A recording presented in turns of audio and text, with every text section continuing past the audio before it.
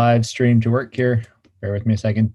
Just so everybody knows, Karen and Rick there, we do live stream this to the website, and we do keep a recorded version publicly available as well. So it looks like we're up and running with that. Okay, I'm kind of assuming that Jackie White does not have a video portion on here, so, but it appears from my screen that the audio is working, it's just muted, so. Yeah, well, if she can, if they can hear us, I mean, I'll just quickly run through it just so everybody knows, but you know, you have the option to there you go. Turn on and off your video or mute or unmute your audio as you, so meeting participants can see you and hear you. These controls are at the bottom left of your screen. It looks like you guys have figured that out. It's just muted, so. Yeah, if she can, I think it works. So we do ask that people keep their audio muted at all times unless you're going to speak, to reduce the background noise, and you know, which can make it hard for to hear the presentations. There will be an opportunity to speak after staff introduce the application and the applicants provide some comments. When staff calls upon the members of the public to comment on the bylaw, we ask that you either put up your hand or call out that you would like to speak. Once you have been recognized by staff, we ask that you either that you state your name and address, followed by your questions or comments. I also want to point out a chat feature we have at the bottom of the Zoom screen there, that if you'd like to ask a question at any time, we encourage you to ask it in there as we move along in the hearing. These questions will be brought forward at the when the chair asks for public comments. There will also be a final opportunity prior to at the end of the public hearing to ask any final questions or make any comments on the bylaw. And then finally, just to reiterate that we are live streaming this public hearing on the ACRD website, and a recording of the meeting will be publicly available afterwards as well. So thank you for joining, everybody. And if we can just get you guys to mute your line there. Yeah, perfect. Yes, there you perfect. go. Thanks very much. A little less feedback. Thank you. Yeah, we'll just get cats and phones ringing and all kinds of other things. I'm hoping we've got a remote phone in this office, and typically it ends up ringing when I'm on Zoom. So the subject of this hearing is a bylaw P1421. This bylaw is an application to 6008 Grandview Road and is necessary to facilitate a subdivision proposal. If you have any questions or comments about any other related topic, I ask you to contact the regional district staff after this hearing is terminated. So would staff now read out the notice of public hearing? Okay, thank you. A public hearing for residents and property owners within electoral area E, Beaver Creek, will be held to consider bylaw P1421. This bylaw is zoning atlas amendment to rezone lot 2, district lot 23, Alberni district plan 20587 from small holdings A1 district to acreage residential RA3 district to facilitate a subdivision proposal. The public hearing will be held by the director for electoral area E, the alternate director, or the chairperson of the regional district. The board resolution making this delegation, along with bylaw P1421 and relevant background documents, is available for review online at www.acrd.bc.ca/events/16-3-2021 in the calendar on the front page of the website. Planning staff are available to answer questions through email and or by phone during normal office hours, 8 a.m. to 4:30 p.m. Monday through Friday from March 3rd, 2021 to March 16th, 2021. Now, during the COVID-19 pandemic, providing an opportunity for public input while safeguarding public health are top priorities for the ACRD. Consider written submissions as an effective means of providing your input. Anyone who feels their interest in property will be affected by the proposed bylaw will be afforded a reasonable opportunity to be heard. Options include participating in the public hearing by electronic means using Zoom video conferencing or teleconferencing, and or submitting correspondence to the ACRD. If you wish to participate in the public hearing electronically or by phone, full instructions to do so are available on our website at www.acrd.bc.ca/events/16-3-2021, or can be provided by contacting planning staff by email at planning@acrd.bc.ca or by phone at 250-720-2700. The public hearing will be recorded and live streamed on our website. Written correspondence can be submitted to the ACRD by one of the following methods: a hard copy to the ACRD office drop slot, or by mail to the planning department at the address below. An email sent to planning@acrd.bc.ca before 4 p.m. March 16th, 2021. Email correspondence will only be considered received if receipt confirmation is provided by ACRD staff, or a fax sent to 250-723-1327 before 4 p.m. March 16th, 2021. Again, fax correspondence will only be considered received if receipt confirmation is provided by ACRD staff. Now, all correspondence must be received by the ACRD no earlier than 8 a.m. on March 3rd, 2021, and no later than 4 p.m. on March 16th, 2021. Correspondence submitted and or received outside of these parameters will not be included in the public hearing. And that's it for me. Thanks. Back to you, John. Okay, the purpose of this public hearing is to receive input, written and verbal, from any person who believes that their interest in property is affected by this bylaw. The regional district will receive full minutes of this hearing before voting on the bylaw. Staff is taking minutes, and it's also recorded as well, and that summarize the issues raised. So if you're speaking, please speak through me and speak clearly and ensure accuracy. Would staff please introduce this proposal? Absolutely. So I'll start with the agency referrals and the public correspondence we have received to date. So the agency referral responses received recommended either conditions of subdivision approval or noted no objections and interest unaffected. Copies of those referral responses are available for the public on the ACRD website if you're interested, and will be part of the public hearing report considered by the board. There were also 5 letters of correspondence received from the public ahead of the public hearing. The letters received were generally in opposition to the rezoning and expressed concerns about the potential number of lots and the scale of development impacting the character of the neighborhood, impacts on drainage, environmental impacts, and potential increase in property taxes, and the potential to set a precedence for development in the area.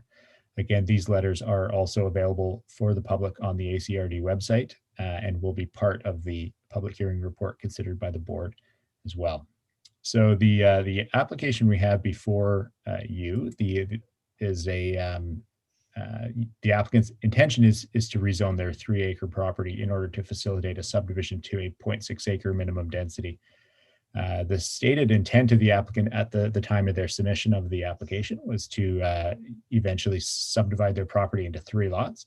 However, it should be noted that the 0.6 acre minimum density on a 3-acre lot size creates the potential for up to 4 to 5 lots, depending on the lot layout.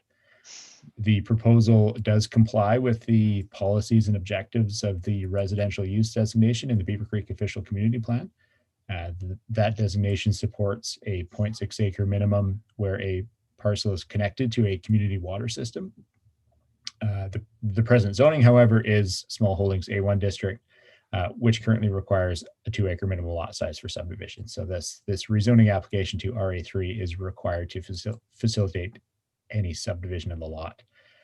And then I just wanted to highlight and draw attention to a few aspects of the potential subdivision application for this parcel if the property were to be rezoned to RA3. The number of lots created by subdivision and the final lot layout will be dependent upon a number of technical considerations. Many of the letters had questions or concerns about this. So the primary consideration, the primary technical consideration, I guess, for subdivision will be the capability of the land for accommodating on-site sewage disposal. Confirmation from a registered on-site wastewater practitioner that the land is capable of accommodating on-site sewage to a 0.6 acre minimum density is required as a condition of rezoning prior to adoption of the zoning amendment. So the applicants will need to engage a professional to complete this assessment before the board will finalize that rezoning. If a professional cannot certify that the land is capable of safely accommodating the sewage disposal, the applicants have the option of amending their application to a zone that would allow for a larger minimum lot size, or to agree to a covenant restricting the number of lots is another option. Road access is something that would need to be considered. The applicants will need to provide public road access to each of the lots that they intend to create. There are also minimum requirements for lot width and for parcel road frontage that would need to be considered. Depending on the lot layout, a variance of the lot width and road frontage requirements may be required, which would involve a separate application to the ACRD board and additional neighborhood input at the subdivision stage. And then the final aspect that I think that many of the letters highlighted was site drainage. The ACRD does not have any mapped natural water courses in the area, but we recognize that the back half of the property is low-lying and have heard that there are drainage concerns in the area. So as part of any future subdivision application to the Ministry of Transportation, the regional district will relay these concerns to the ministry and may request that a drainage plan be provided to control drainage and runoff. Ultimately, the Ministry of Transportation is the approving authority for subdivisions in the rural area, and they would have the final say in what would be required. We would be looking at it from a bylaw perspective. Does the proposal comply with our zoning and our OCP and so on? So I think that's all that I wanted to say at this point, and maybe I'll give it back to you as the chair, John. Okay, just a point of clarity. So this particular hearing is with regards to the rezoning portion of this, correct? That's correct, yeah. That's correct. Okay, the subdivision portion of it comes later. Would follow the adoption of the rezoning, yeah. Okay, so at this point, is there anything that the applicant would like to add to this?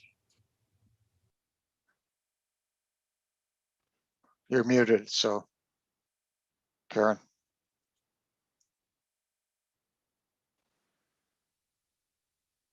I was hitting the wrong button. Yeah, it Sorry. takes a while. I'm still doing that. We're not great at this, but just you go ahead, hon. Well, what our plans were, and as you had talked before, we had looked at about 3 lots is kind of what we had proposed to begin with. And going further into it, we were hoping to sell this as a lot, and eventually we'd like to put our home on the back lot in a rancher. So it's, you know, we're just trying to develop our property and utilize it. We're not using our property right now. We're using a 1 acre of it, and not even an acre, really. And we'd like to a retirement home. We would believe we'd like to have at the back and have 2 lots up front. Yeah, because the back 2 acres are just trees and bush, and we have no access to it really. So just, you know, wanting to make the best out of the little bit that we have. Okay, thank you. So I'd like to please advise everybody at this meeting that the board of directors cannot receive any new information related to this bylaw between the end of this hearing and making decision on the bylaw, which would be on next board meeting at March 24th. If any board member does so, the hearing would be invalidated and would be have to hold it again.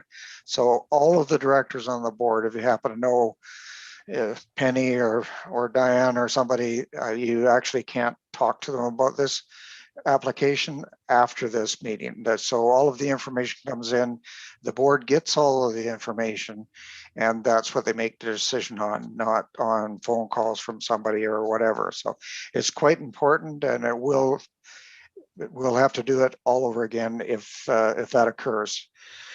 Typically, it does not. After we advise everybody that not to talk to us about it, they can talk to us about all kinds of other stuff, just not this. So I would call for a first time for any further representation on this bylaw.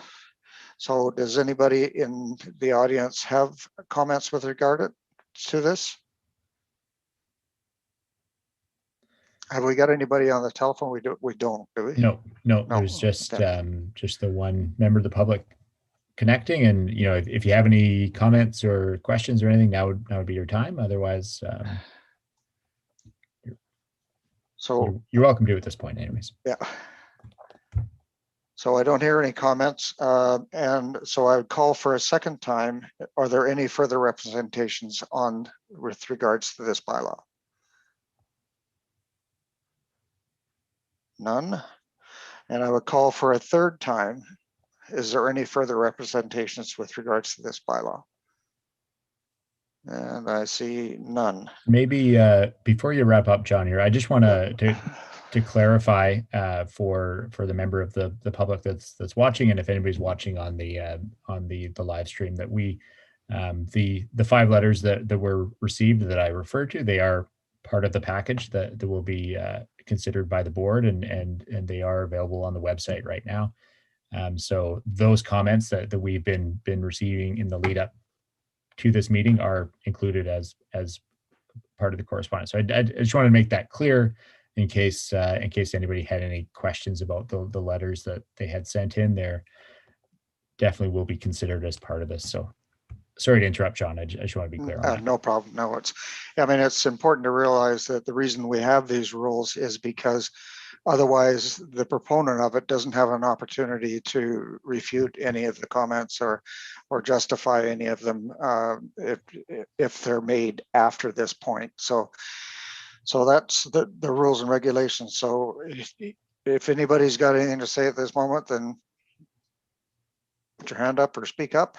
And if not, hearing no further comments, I declare this meeting terminated. So no more discussion with regards to it with us. With directors, you can talk to staff. Okay, thank you very much. I appreciate it. Thanks everybody for joining, and we'll let you know, Karen and Rick, the outcome of the meeting on the 24th. Okay. Thank you.